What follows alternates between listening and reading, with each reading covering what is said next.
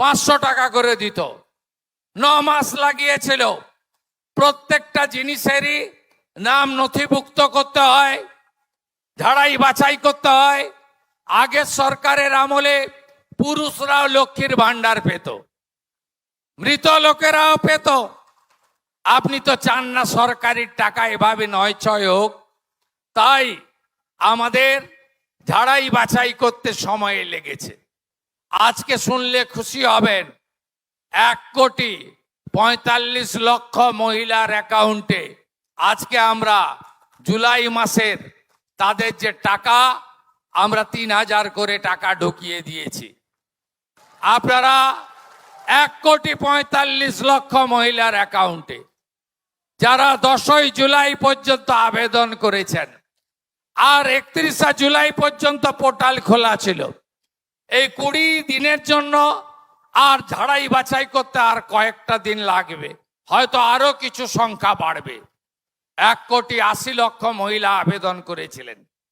আমরা এই কাজ শেষ করার পরে আবার জনকল্যাণ শিবির করব।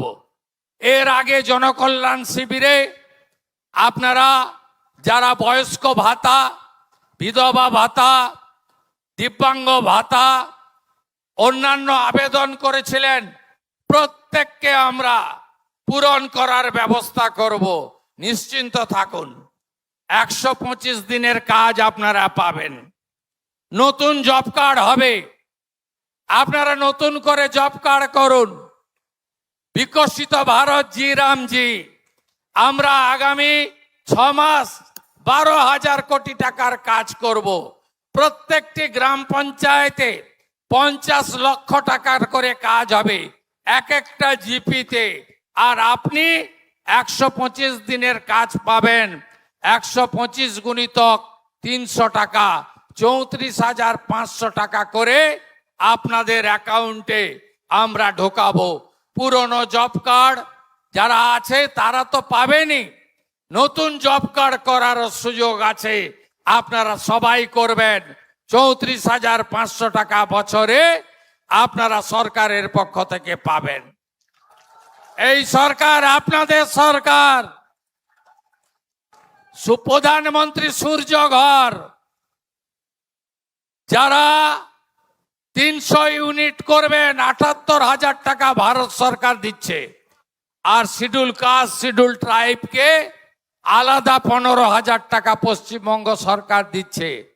এখন অবধি 4,800 বাড়িতে এই 100 দিনে আমরা প্রধানমন্ত্রী সূর্য ঘরে লাগিয়ে দিয়েছি সোলার প্লেট।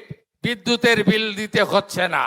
আপনারাও এগিয়ে আসুন, বাড়িতে সোলার প্লেট লাগান, ইলেকট্রিকের বিল দিতে হবে না।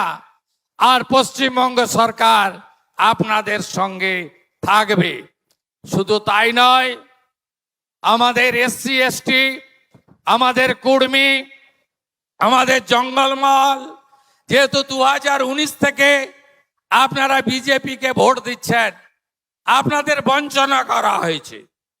এই বঞ্চনা দূর করার জন্য আমরা এবছর নতুন 30 লক্ষ প্রধানমন্ত্রী আবাসের বাড়ি তৈরি করব। সবাই নাম দিয়েছেন, ভেরিফিকেশন হয়েছে। 31 আগস্ট লাস্ট ডেট। বিডিওর কাছে গিয়ে নাম তুলুন। আমরা 30 লক্ষ প্রধানমন্ত্রী আবাসের বাড়ি পশ্চিমবঙ্গে করব। জঙ্গলমহলে মাথায় ছাদ নেই এমন কোনো বাড়ি থাকবে না। তার সঙ্গে 125 দিনের কাজের টাকা আর একটি ল্যাট্রিন বানানোর জন্য স্বচ্ছ ভারতে আরো 12,000 করে টাকা আপনারা পাবেন। আপনারা সবাই এর সুযোগ নেবেন।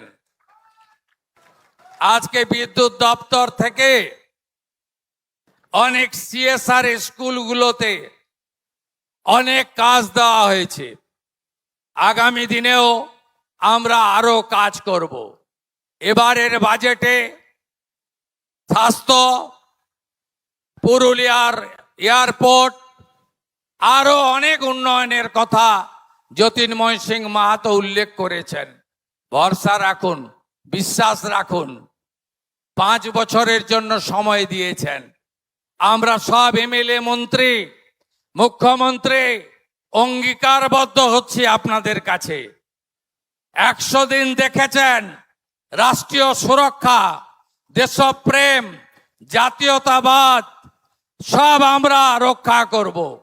আমরা ভোটের আগে বলেছিলাম কুড়মালি ভাষাকে 8ম তফসিলে আনব। আমরা যথাসময়ে করব।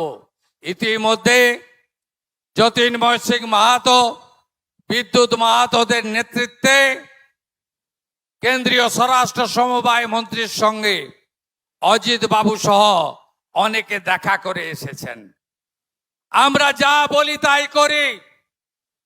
আমরা কুড়মালি বোর্ডের উন্নয়নের জন্য, কুড়মি বোর্ড উন্নয়নের জন্য এবারে বাজেটে 50 কোটি টাকা দিয়েছি।